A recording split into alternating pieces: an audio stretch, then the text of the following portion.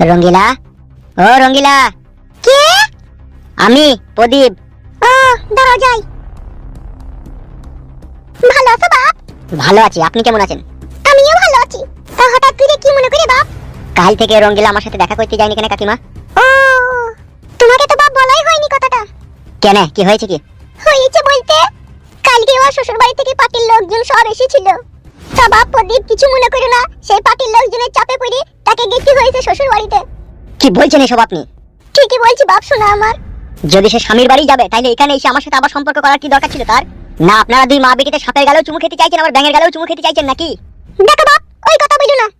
আমি তো তাকে জোর করে পাঠাইনি, সেখান থেকে লোকজন এসে তার স্বামী তাকে নিয়ে গেছে। তা তুমি মানা করলে না? আমি আর কি মানা করব, আমি তো মানা করেছিলাম। এখন আমি বুঝতে পারছি তোমরা দুই মা বেটিতে কি চাইছিলে। কি আজে বাজে কথা বলছো? কি চাইছি আমরা? তোমরা এটাই চাইছিলে যে তার স্বামী যদি তাকে না নেয় তাহলে প্রদীপের গলায় ঝুলিয়ে দেবো। যে যখন দেখলে ওর স্বামী ওকে নিতে এসে তখন আবার পাঠিয়ে দিলে। পারেন আপনারা অনেক কিছু। আমার ভালোবাসা তাইলে কোনো মূল্য নেই আপনাদের কাছে? অমন করছো কেন ছেলে তুমি? সে সেখানে গিয়েছে, সে যখন এখানে বেড়াইতে আসবে তখন তো তোমারই থাকবে সে। তুমি তো তখন যেমন তাই করবে, তুমি তার সাথে যেমন তাই করবো। আমি আর কোনো সম্পর্ক রাখতে চাই না, ঠিক আছে? এই চললাম আমি। বেশ, সম্পর্ক রাখতে চাও না, ভালো তো, তাহলে চলে যাও। জীবনে অনেক ঢেক ঢেক লম্পট চরিত্রহীন মা দেখেছি, কিন্তু আপনার মতো চরিত্রহীন মা আপনাকেই দেখলাম। তোমরা মানুষকে কাঁদাইতেও পারো আবার হাসাইতেও পারো।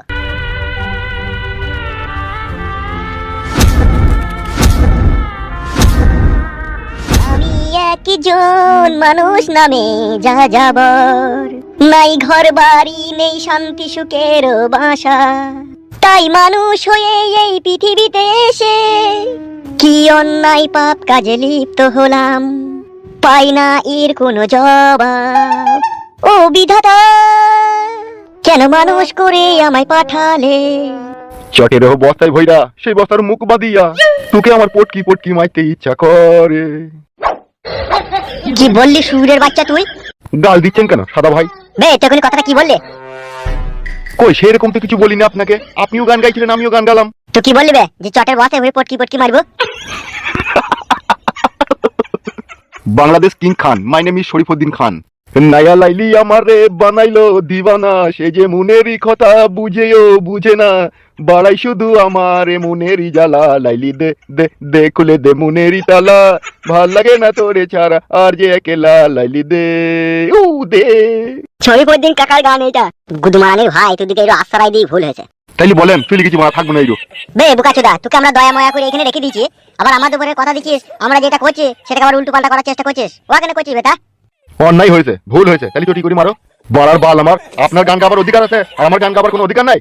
বে তুই গান গাবি, গান গা, তুই আমাকে ভেসাচ্ছিস কেন বেটা? কি আপনি আবার কখন ভাসালাম?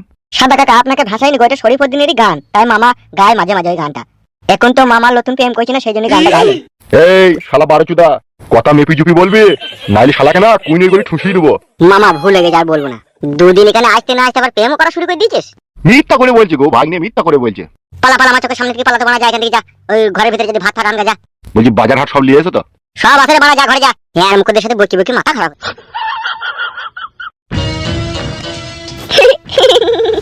আর দাদা সুইরে বাচ্চাকে না জুতুই করে মারবো, যেখানে সেখানে এসব কথা বলতে পারে।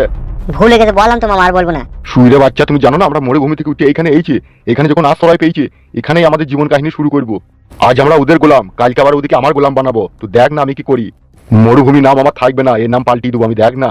তাই নাকি মামা? হ্যাঁ রে ভাগ্নে, হ্যাঁ। এখানে জঙ্গলের রাজত্ব কায়েম করবো আমি। বুকের মধ্যে যে আমার জ্বালা যন্ত্রণা, সেই জ্বালা যন্ত্রণা মিটানোর লেগে মানুষের কাছ থেকে তাদের সুখ শান্তিকে ছিনিয়ে নেবো। তবেই তো আমার নাম মরুভূমি হওয়া সার্থক হবে।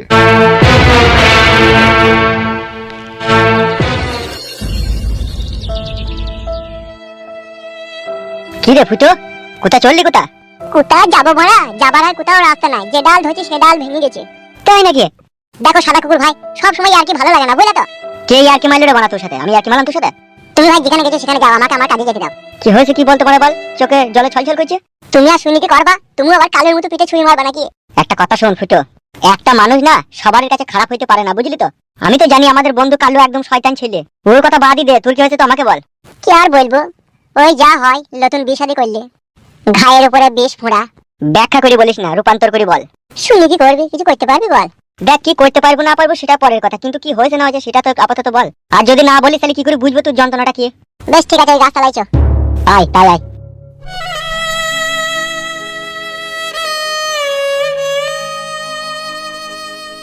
বেলা বল কি হয়েছে, বল আমাকে বেলা। কি হয়েছে শুনবি? হ্যাঁ বল।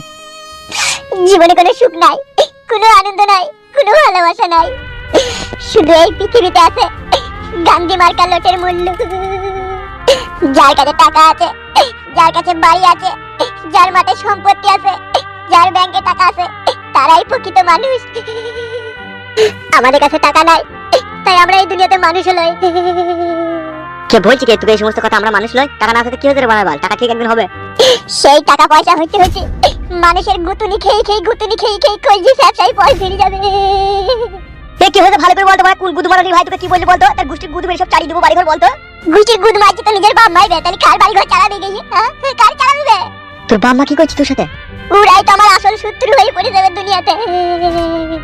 এ ভাই তুই টাকা আমার পানে টাকা একবার। তোর বাপ মা তোর শত্রু হয়ে পড়েছে মানে? বুঝতে পারছি না ভাই, এতক্ষণ থেকে বলছি না। কি করছি কি তোর বাপ মা কি করছে কি? ওরা আমার দেখে শুনি বিয়ে শাদী দিয়ে দিল। বিয়ে শাদী দিয়ে দেওয়ার পরে বউয়ের সাথে আমার ঝগড়া করছে, আর আমার বউকে গাল দিয়েছে, বলছে বাড়ি থেকে পালা, এই বাড়িতে টাকা হবে না, জায়গা কিনে ঘর বাড়ি করগা। এবার আমি কি করবো বল বল বল। কেন তোর আব্বা গুদমারানির ভাই যে তোর বিয়ে শাদী দিয়ে দিয়েছে, সে টাকা পয়সা কিছু লাইনে? লাইনে গো, বিনা দাবিতে বিয়েটা হয়েছে।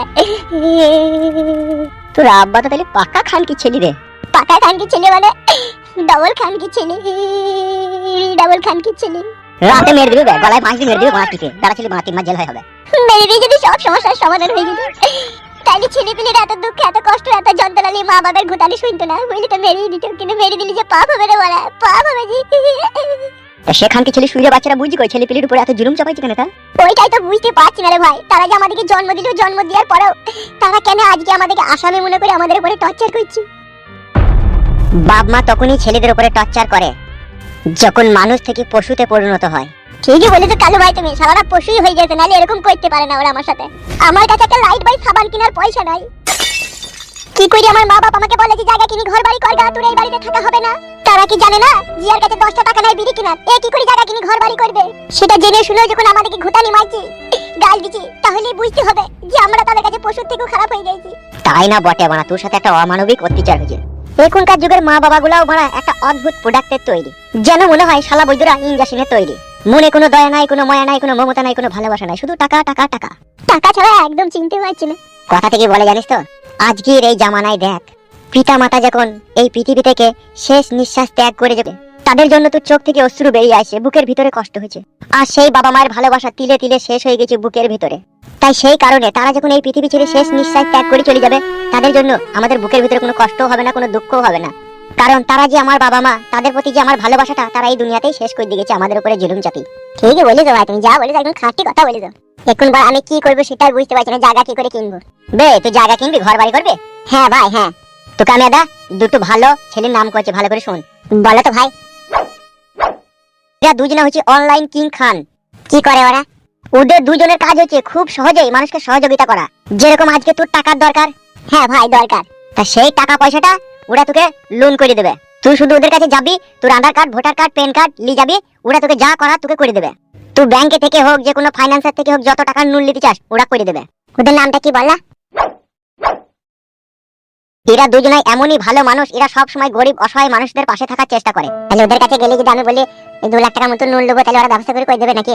সব করে দেবে। তুই শুধু আধার কার্ড, ভোটার কার্ড, প্যান কার্ডটা নিয়ে ওদের সামনে যাবে আর বলবি ভাই আমি 2 লাখ টাকা লোন নিতে চাই, বাস। তোর সিভিল ভালো থাকলে তোর কোনো জায়গায় আটকাবে না, কারেন্টের মতো তোর টাকা পেয়ে যাবে। অনলাইন জগতের কিং খান। যে কোনো ব্যাংকের সমস্যা, যে কোনো ফাইন্যান্সের সমস্যা, ঠিক আছে, সমস্ত মেটাডাটা এদের কাছে রয়েছে, এদের চেক করতে 10 মিনিটও সময় লাগে না। আর এরা দুজনাই গরিবের বন্ধু, এরা সবসময় গরিবের উপকারই করতে চায়। ঠিকই বলেছো ভাই, আজকালকার দিনে 100 টাকা দেবে না, আর এরা দুজনে যদি মেহনত করে আমাকে 2 লাখ টাকা লোন নেওয়ার ব্যবস্থা করে দেয়, তাহলে আমার জীবনটা আলোয় আলোয় ভরে যাবে ভাই। তাহলে যা বস থেকে দেরি না করে একবার ঘুরে আই, দিয়ে একবার কি বলছে দেখে আই। হ্যাঁ ভাই যাই যাই যাই।